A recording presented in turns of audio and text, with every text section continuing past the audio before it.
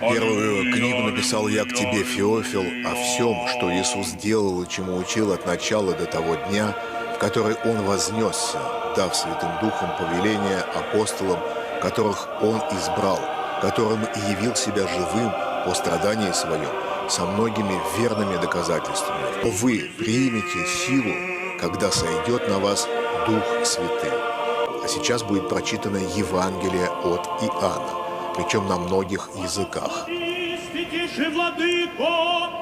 Выводишь я фарсачи фажандиласа дуне, фалая дуне на бажата, арсад яхионтам, а моя яхионта на айштой. Был человек, посланный от Бога.